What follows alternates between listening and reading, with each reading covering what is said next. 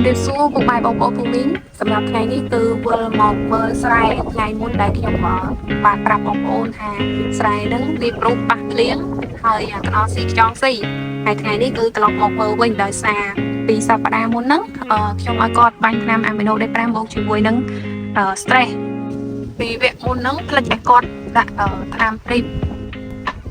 ថ្ងៃហ្នឹងយើងនឹងមកមើលលទ្ធផលទាំងអស់គ្នាថាឬស្រូវវាយ៉ាងណាដែរក្រោយពីបាញ់អាមីណូដេ5មកជាមួយនឹង stress ដោយសារស្រែនេះគាត់ចាប់ផ្ដើមស្លូបម្ដងតិច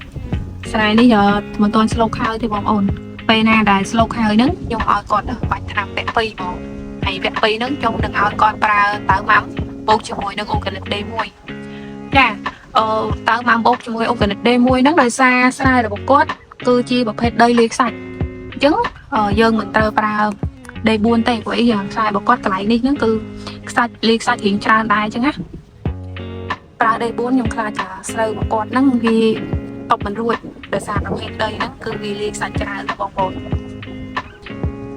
ហើយវគ្គ2ហ្នឹងពេលដែលគាត់បាញ់តៅម៉ាំមុខជាមួយអូកាលីប D1 ហើយហ្នឹងប្រហែល2ទៅ13ថ្ងៃក្រោយហ្នឹងគាត់អាចបាជីបានដែរបងប្អូនដោយសារយើងបាញ់តៅម៉ាំមុខជាមួយអូកាលីប D1 ហ្នឹងគឺជួយជំរុញឲ្យស្រូវរបស់គាត់ហ្នឹងបែកគុំច្រើនចាដោយសារស្រែរបស់គាត់នឹងប្រុស200គីឡូក្នុងមួយហាត់ហើយប៉ះមេឃភ្លៀងខ្យល់ស៊ីក្តៅស៊ីទៀតតែចាំបាច់យើងត្រូវប្រើប្រភេទថ្នាំដើម្បីជំនួយបែកគុំហើយនេះគាត់ប្រើមួយ OF 451ចាហើយបច្ចុប្បន្នហ្នឹងគឺបានប្រហែលជា16ថ្ងៃបងប្អូនអញ្ចឹងប្រហែលជា2ថ្ងៃទៀតគាត់អាចបាញ់ថ្នាំបានហើយពេលដែលគាត់បាញ់ថ្នាំហើយ3ថ្ងៃក្រោយគាត់អាចបាជីបានហើយពេលហ្នឹងខ្ញុំនឹងមកមើលស្ថានភាពស្រូវទាំងអស់គ្នាបងប្អូនហើយសម្រាប់ពេលហ្នឹងខ្ញុំនឹងមកយករូបភាពដើម្បីឲ្យបងប្អូនបានដឹងទាំងអស់គ្នាណាថាយើងប្រើផលិតផលនៃតៅម៉ាំហ្នឹងតើវាបែកគុំល្អអត់ចាបងប្អូនឥឡូវយើងមកមើលលទ្ធផលទាំងអស់គ្នាចាក្រោយពីការប្រើអាមីណូ D5 បូកជាមួយនឹង stress ចាស្រូវរបស់គាត់ហ្នឹងគឺចាប់ផ្ដើមបែកគុំម្ដងបន្តិចហើយនេះបងប្អូនចាប់ផ្ដើមបែកគុំជំនួយស្រូវនេះជំនួយដើមនេះជួយឲ្យដើមល្អតោះយើងដកឫសមើលទាំងអស់គ្នា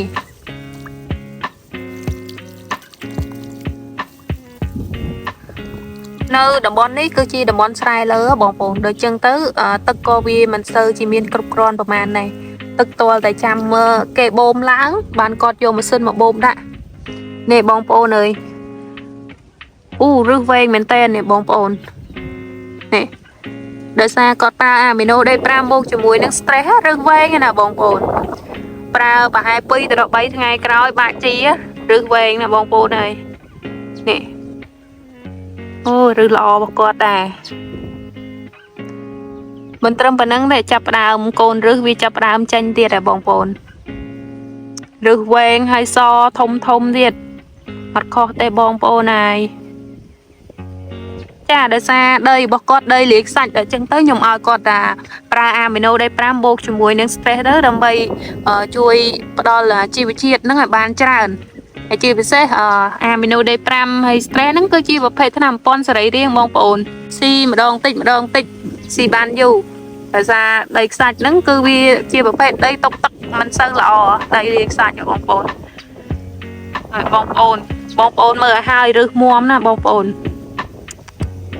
វ៉ាវហើយឬចឹងណាបងប្អូនដួលទៅណារួចទេឬឡើងវែងណាបងប្អូននេះគឺមួយក្របទៅបែកបាន3ដើមអាហ្នឹងទៅបាញ់អាមីណូ D5 ជាមួយនឹង stress ទេចាំមើលបាញ់ថ្នាំវគ្គទី2ហ្នឹងចាប់ពី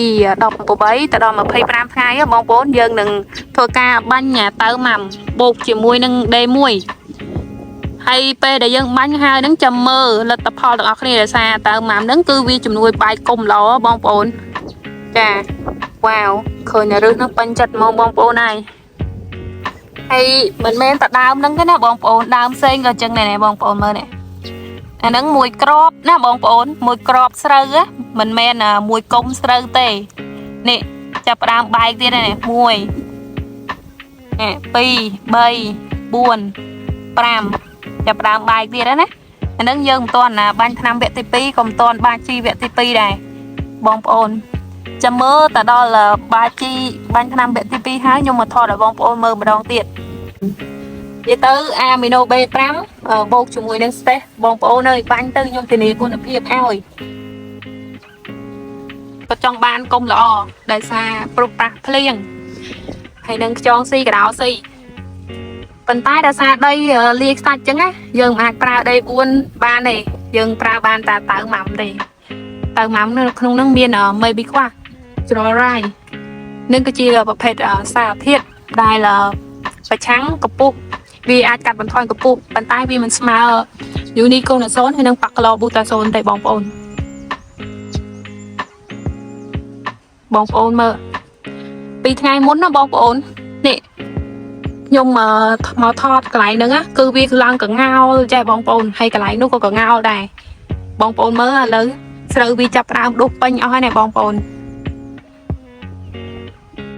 បើសិនស្រូវយើងបាញ់ហើយវាបែកគុំច្រើនអត់ខ្លាចមានចន្លោះទេបងប្អូនហើយបងប្អូនកន្លែងនេះកងោលគាត់ធ្វើការ slope បន្ថែមអញ្ចឹងណានេះពេលដែលបាញ់ថ្នាំហើយទៅគាត់ធ្វើការ slope និយាយទៅគាត់អ្នក slope ហ្នឹងគាត់និយាយប្រាប់ខ្ញុំដែរម្ចាស់ស្រែគាត់និយាយប្រាប់ខ្ញុំថាពេល slope ហ្នឹងពិបាកដកបន្តិចដោយសារពេលដែលបាញ់ថ្នាំហើយហ្នឹងឬវាចេញមកច្រើនណាបងប្អូននេះចឹងខ្ញុំដកអានេះទាំងអស់គ្នានេះកុំឲ្យថាដករកកន្លែងល្អអត់រកកន្លែងល្អទេបងប្អូនប៉ះកន្លែងណាដកកន្លែងហ្នឹងនេះអូអានេះឬអែមជាងអាមិញទៀតបងប្អូនហើយនេះរឹសឡើងវែងឡើងសឡើងធំធាត់យកហ្មងបងប្អូននេះស្រូវ16ថ្ងៃនេះបងប្អូនណាយរឹសចាញ់ទៀតហើយណាបងប្អូនយើងធ្វើស្រែយើងរកតែរឹសស្រូវអញ្ចឹងបានស្រូវវា CG បានច្រើនណាបងប្អូនកណាយើងធ្វើស្រែហ្នឹងរឹសស្រូវខ្សោយរឹសស្រូវតិចតួចរឹសស្រូវវាមិនសូវជាមានរសាយរឹសច្រើនអីហ្នឹងណាបងប្អូនពេលដែលយើងបានជីទៅហ្នឹងវាមិនសូវ CG ទេ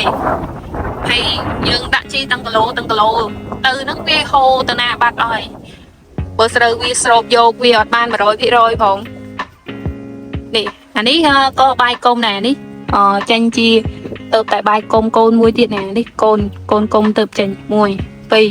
3 4 5មកក្របពូជស្រូវហ្នឹងគឺបែកបាន5ដើមបងប្អូនចង់បានឬស្រូវស្អាតចង់បានឬស្រូវមាំឬស្រូវច្រើនណាបងប្អូនតាក់ទងមកខ្ញុំនឹងសួរអំពីស្ថានភាពស្រូវរបស់បងប្អូនឬក៏ប្រភេទដីរបស់បងប្អូនខ្ញុំនឹងណែនាំឲ្យបងប្អូនជ្រើសរើសថ្នាំឲ្យបានត្រឹមត្រូវដើម្បីយើងបាញ់ទៅស្រូវវាមានសុខភាពល្អហើយដើម្បីបាញ់ទៅហ្នឹងស្រូវវាលះបានល្អហើយឬស្រូវហ្នឹងវាចាញ់បានច្រើនអញ្ចឹងណាបងប្អូនសម្រាប់ស្រែរបស់បងប្អូនណាស្រូវវាខ្សោយវាមិនសូវ CG ហ្នឹងបងប្អូនតាក់ទងមកខ្ញុំនឹងណែនាំឲ្យបងប្អូនប្រើប្រភេទថ្នាំដែលត្រូវនឹងស្ថានភាពរបស់បងប្អូនទៅវគ្គដំបូងហ្នឹងវគ្គដំបូងគេបងប្អូនប្រើអាមីណូ D5 បូកជាមួយនឹង Stress ហើយបងប្អូនប្រើហើយ3ថ្ងៃក្រោយបងប្អូនមើលស្ថានភាពស្រូវសិនបើស្រូវវាលះល្អបងប្អូនអាចកាត់បន្ថយជីបានទៀតបងប្អូនចាដោយសារនេះខ្ញុំបានណែនាំឲ្យបងប្អូនជាច្រើនគាត់ដីល្បាញខ្សាច់ដីលិសាច់ឬក៏ដីឥដ្ឋប្រភេទដីល្បាប់ដីឥដ្ឋហ្នឹងស្រូវវាមិនសូវចាក់ឬបានខ្លាំងហ្នឹងខ្ញុំណែនាំឲ្យគាត់ប្រើហើយខ្ញុំក៏បានថតទៅលើវីដេអូផុសលើ Channel YouTube និងនៅលើ TikTok ទៀតបងប្អូនអាចចូលមើលបានចាសម្រាប់ឬស្រូវស្រែរបស់គាត់ហ្នឹងគឺដុះវែងហើយធំធាត់ល្អបងប្អូនសម្រាប់ឆ្នាំរបស់ក្រុមហ៊ុនហ្នឹងចាំបាច់ត្រូវតែបាញ់មុនបាជីបងប្អូនវាជំរុញឲ្យស្រូវហ្នឹងចេញរឹសបានច្រើន CG បានច្រើនវាមិនខាតជីពេលដែលយើងបាជីទៅលើដីបើស្រូវស្រូបយកមិនអស់ហ្នឹងវាធ្វើឲ្យស្រូវហ្នឹងស្រូបយកជីបានច្រើនបងប្អូនអូខេអញ្ចឹងមួយថ្ងៃពីរទៀតខ្ញុំឲ្យគាត់មកបាញ់ថ្នាំបបែកគុំចាចំនួនបបែកគុំសម្រាប់ស្រូវរបស់គាត់ខាងហ្នឹង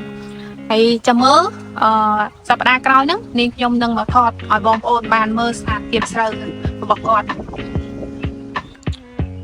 ចាការចែករំលែករបស់នេះខ្ញុំក៏សូមចាប់តែនឹងសិនជួបគ្នាជាមួយបងប្អូននៅក្នុងវីដេអូក្រោយៗទៀតចាអរគុណបងប្អូនដែលបានចំណាយពេលវេលាដ៏មានតម្លៃតាមដានទស្សនាវីដេអូរបស់នេះខ្ញុំចាសូមអរគុណសូមជម្រាបលា